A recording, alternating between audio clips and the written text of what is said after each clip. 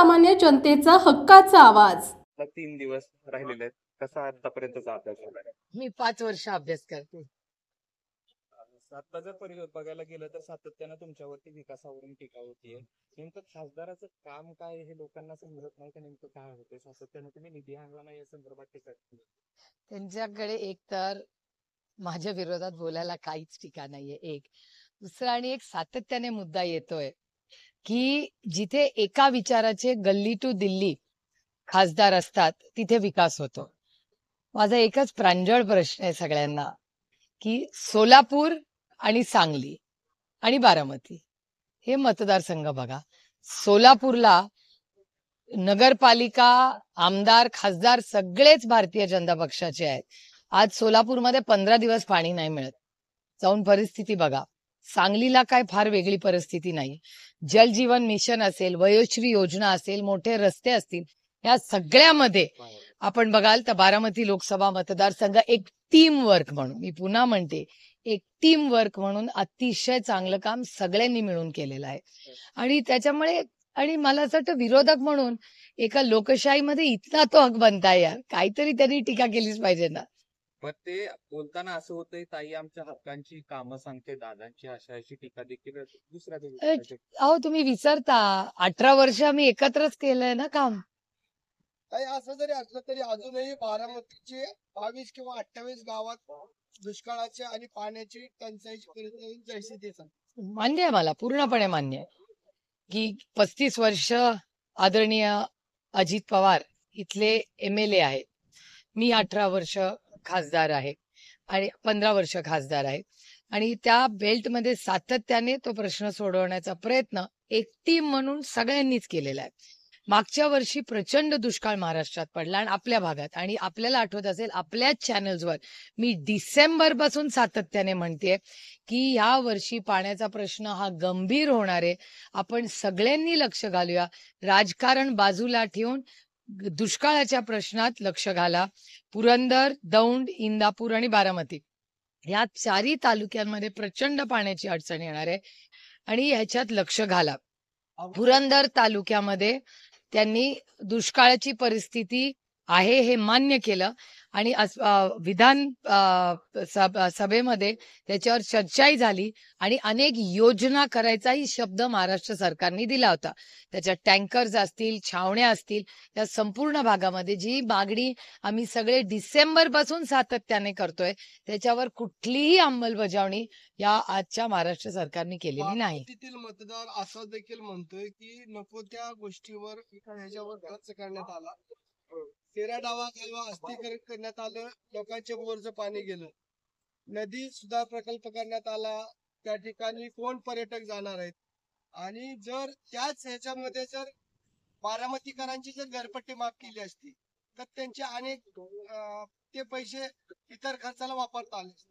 बोरवेलचा विषय सातत्याने नागरिकांकडून माझ्याकडेही मांडला गेला.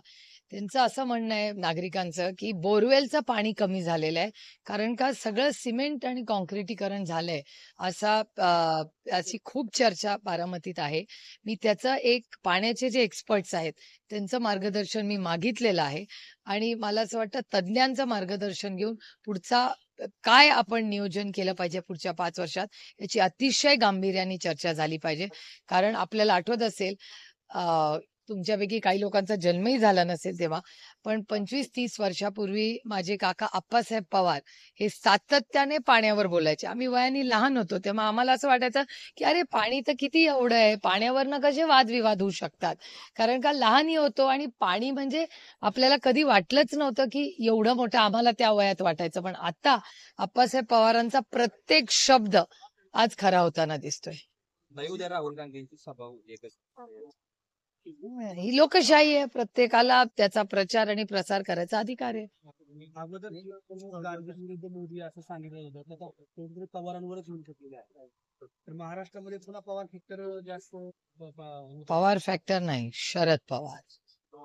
ही सगळं जे षडयंत्र चाललंय हे फक्त शरद पवारांच्या विरोधात आहे. कारण का शरद पवार म्हणजे बारामती आणि बारामती म्हणजे शरद पवार. आणि तुम्ही बघताय, तुम्ही जर अनालिसिस केला तर पहिल्या दिवसापासून माननीय चंद्रकांत पाटील बारामतीत येऊन काय म्हणाले होते की आम्हाला शरद पवारांना संपवायचंय. त्याच्यामुळे हे सगळं जे काही कट कारस्थान षडयंत्र चाललेलं आहे हे फक्त शरद पवारांचा विरोध म्हणून चाललेलं आहे. देवेंद्र फडणवीसांनी काल एक वक्तव्य केलं तर ते 2022 संबंधित आहे. ज्यावेळेस एकनाथ शिंदे गुवाहाटीला गेली त्यावेळेस देवेंद्र फडणवीसांना उद्धव ठाकरेंनी फोन केला आणि ते असं म्हणाले की तुम्ही मुख्यमंत्री. ते आता निवडणुकीच्या तोंडावर बोलतात, याकडे तुम्ही कसं? मला नाही माहिती बाबा, इतक्या गोष्टी सगळे जे डायनिंग टेबलवर खोलीत गोष्टी झालेल्या आहेत बंद खोल्यांमध्ये, त्या अनेक लोक आज टीव्हीवर बोलतात. त्यामुळे मला नाही माहिती, मी तर एक त्या मीटिंग मध्ये नव्हते. आणि मी एखादी चर्चा कुणाशी तरी प्रायव्हेटली केली असेल तर मी फारशी ती बाहेर सांगत नाही, कारण का माझ्या क्रेडिबिलिटीचा पण प्रश्न आहे. 2019ला पार्थला मावळमध्ये उभं करायचं नव्हतं, मात्र आम्ही पवार साहेबांना भेटलो. मात्र केवळ पवार साहेबांमुळे पार्थ पवारांना मावळमध्ये उभं मला असं वाटतं ह्याचं अजित उत्तर पवारांनी लोकशाहीमध्ये मी तुम्हाला खरंच सांगू, मला फारशी या गोष्टी माहिती नसतात. आणि दुसरं, माझं पोट खूप मोठं आहे. माझं पोट प्रचंड मोठं आहे, त्याच्यामुळे खूप गोष्टी मी मनात आणि पोटात ठेवू शकते. तुम्ही सातत्याने महागाई आणि बेरोजगारी या संदर्भात बोलत आहात. भ्रष्टाचार, हा, भ्रष्टाचार या संदर्भात बोलत आहे. तुम्ही म्हणताय की आमची सत्ता आल्यानंतर आम्हाला पूर्णपणे भारत भ्रष्टाचार मुक्त करायचा आहे. काल चित्रा वाघ आल्या होत्या, त्यांनी असं म्हटलं की ताई ज्यावेळेस सत्तेमध्ये असतात त्यावेळेस ताईंना महागाई आणि भ्रष्टाचार दिसत नाही. नाही, मी महागाईबद्दल तेव्हाही बोलले होते. आम्ही जेव्हा सत्तेत होतो, माझी 2014ची भाषणं काढून बघा पार्लमेंटमध्ये. मी भ्रष्टाचाराबद्दल सत्तेत असतानाही बोललेली आहे, मी महागाईबद्दलही बोललेले आहे, आणि मी बेरोजगारीबद्दलही बोलले. याचं कारण असं, मी राजकारणात तुमच्या आयुष्यात एक चांगला बदल आणि देशाची सेवा करण्यासाठी. आपण बघितलंय की या ठिकाणी नको ते नेते येऊन चर्चा करतात, पवारांवर टीका करतात. आपण बघितलं मंगलदास बांदल आले, त्यांनी चित्रा वाघ आले. काल चित्रा वाघ यांनी एक प्रश्न विचारला तर त्यांनी वेगळंच उत्तर दिलं. त्यांना अजून बी वाटतंय की आपण राष्ट्रवादीच आहोत. मला याची माहिती नाही, पण एक आहे, 6 दशक एक गोष्ट आपण सगळ्यांनी मान्य केली पाहिजे. आदरणीय पवार साहेबांवर टीका केली की हेडलाईन होते. त्याच्यामुळे जर पवार साहेबांवर टीका करून हेडलाईन होत असेल तर ठीक आहे ना, इथना तो हा कांदा पंत आहे आणि आंब्याच्याच झाडाला दगड मारतात तो शेवटी. सातत्याने चित्रा वाघ असं म्हणतायत की सुप्रिया सुळे असतील किंवा पवार त्याच्यातलं कोणी घटक असतील, हे सर्व देखील मोदींचे लाभार्थी आहेत. ही लोकशाही आहे, प्रत्येकाला बोलायचा अधिकार आहे. आपल्या भागातील महत्त्वाच्या आणि ताज्या बातम्या पाहण्यासाठी गंधवार्ता न्यूज चॅनलला यूट्यूबवर सबस्क्राईब करा आणि बेल आयकॉन प्रेस करा.